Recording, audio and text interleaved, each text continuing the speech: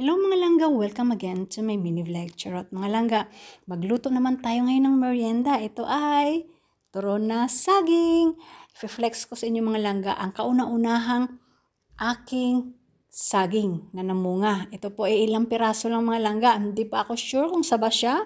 Kaya ang ginawa ko, tinikman ko po muna ng isa to make sure kung talaga ba ay saba or hindi. At mga langga, 100% it's saba. At mga langga, in-slice ko na at gumawa na rin ako ng lumpia wrapper dahil wala po akong mabili. Di mag-homemade tayo mga langga. Ayan. Bali, isang baso lang po na harina ang gamit ko dito. At 8 na lumpia wrapper ang aking nagawa. Ayan mga langga.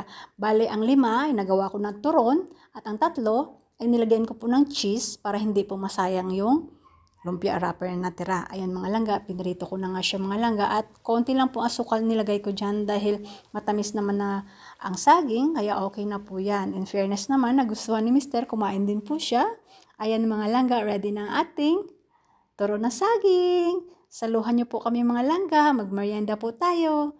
Thank you guys for watching. See you! Bye!